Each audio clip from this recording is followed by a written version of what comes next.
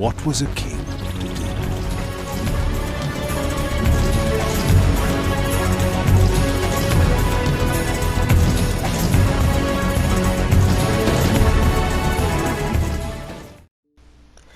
Hello everyone, I'm your host Solar349, hoping as always y'all are doing well today, my brothers and sisters on the internet. I'm actually doing commentary for a video again. You know, I haven't done this in a long time aside from the video where I discussed what I've been doing. Today I'm going to talk about my hopes for Season 4 of Tekken 7, just some things I would like to see added to the game which I think would make the game better. Some things to keep in mind on this list. This list is entirely my opinion and my opinion alone. If you disagree with me, that's totally fine. But anyways, make sure to subscribe if you haven't already, and leave a like on the video, I would appreciate it. So anyways, my first wish for Season 4 is a two-parter. For Season 4, I would like more offline content and a better netcode. It's no secret that both points I just mentioned haven't exactly been strong suits for Tekken 7, and the game is extremely weak in these areas. So firstly, the offline content. A common criticism of Tekken 7 ever since it's come out is that the game is lacking when it comes to offline content when compared to previous titles. And that statement is 100% true. Every offline mode from a previous game is gone. There is no ghost battle, no Tekken Ball mode, no survival mode, no team battle, no time attack, no Tekken Force mode, and the online Tekken Force mode from Tekken 6 is completely gone. The only offline mode we were given from a previous title is Tekken Bowling mode, making its return from Tekken Tag 1, which was unfortunately reduced to a shitty $20 DLC. You know, we were only given that in a piss-poor VR mode. If we were at least given 2 of the mentioned missing offline modes, I feel like that would be a great addition to the game. And another thing, I don't know how difficult it would be to implement this, but for VR mode, it would be dope if we could actually play the game in VR, similar to the first person mode from Tekken 2. That way VR mode would have more value, rather than just being a throwaway in Namco's head amongst other shit going around in 2017. But that's my first request for this two-parter. The second thing I would like to see in Season 4 is a better netcode.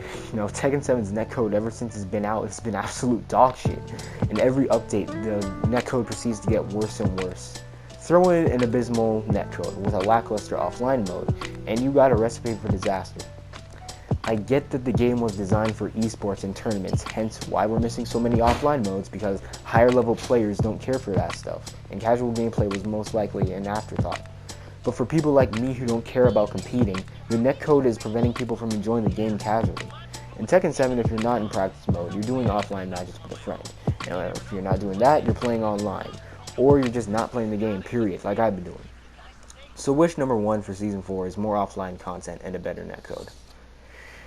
Wish number 2 for Season 4 is more customization items. Another weak point for Tekken 7 is its customization, or lack thereof, when compared to previous titles. I think the only game Tekken 7 beats in regards to its customization is Tekken 5, which in all honesty isn't saying much because that was the first game in the franchise to add customization items. The game does, however, have unique outfits like the gold outfits, the Tekken World Tour shirts, the Dragon Ball Z Scouters, and the Bird Box masks, but all those are DLC. Why? The game's already lacking customization. Why lock cool items like the Scouter behind a paywall? So yeah, wish number 2 for Season 4 is more custom items. Maybe give us more unique outfits like the Lars wrestler suit, or better yet, give us skins for missing characters like a Christy skin for Eddie, or a Bruce skin for Fuckumram, sorta like the Injustice 2 Premier skins. The moveset for the character stays the same, but the voice and the costume change. As a matter of fact, we already have something like this in the form of Lee and Violet. You know, I'm just going to throw this out there. It's funny how these fighting game devs are always copying NRS with their story mode, but not the content that they're known for. But either way, wish number 3 for Season 4 is that movement all around is buffed. I don't think I need to go into too much detail for this point, other than movement in Tekken 7 is complete trash. It feels so stiff and it's easy to get clipped by shit. I don't know what this nonsense of Tag 2 had too much sidestepping is about, because a nerf to movement is a nerf to defense. And when we have characters like Paul or the 2Ds who just completely delete your health bar, it's not fun. We also have characters like Elisa, Zafina, and Falcon Ram rocking Tag 2 movement, so why can't the rest of the cast have it? Plus, throw in 2 of those characters I just mentioned are DLC, and Falcon Ram is the size of a tank. Wish number 4 for Season 4 is more health or less combo damage. Has this ever happened to you in a match before?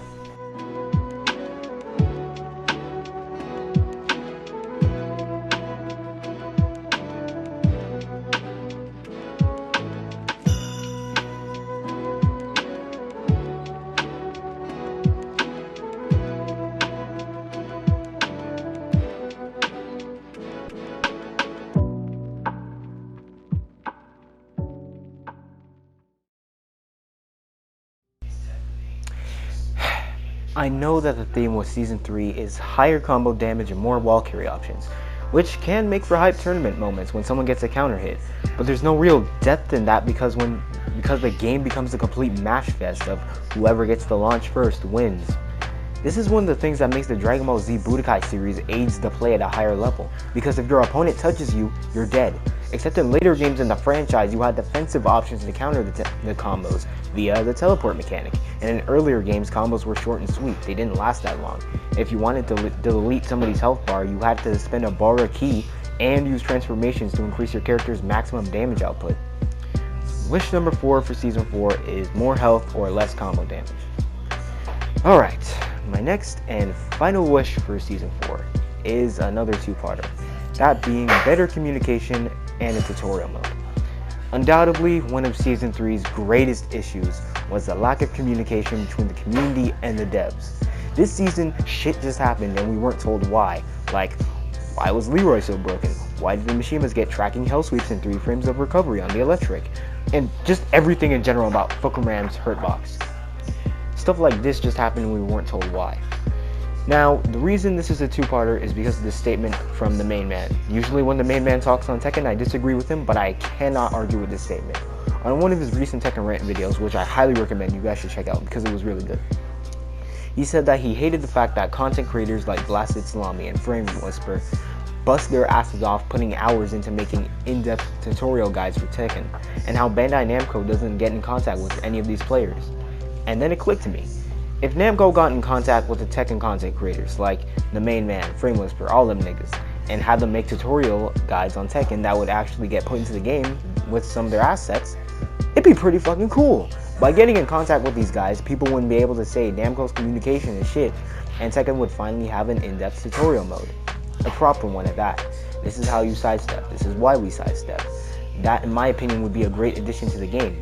In fact, Namco already got in contact with the main man to make character guides for Kazuya back in Season 1. Obviously though, doing something like that takes time, effort, and money, and the game has been out for 3 years, about to be 4, so they would have to find a way to make that money back, like they did with the frame data. But I'm not going to touch too much on that. In my personal opinion though, in the future, just add basic additional practice mode features for free, just to not set a bad precedent and to avoid splitting the community over stupid shit. And that's my whole wish list for Season 4. You know, there were some other things I could have talked about, like, you know, a proper punishment for rage quitters, or being able to use DLC characters in practice mode so you don't have to buy them. But you know, I guess that's for a later video. But anyways, hope you guys enjoyed. Did I hit the nail on the mark for you guys? You know, let me know in the comment section below. Are there some things you feel I missed? What are your hopes for Season 4? And yeah, till next time guys, peace out.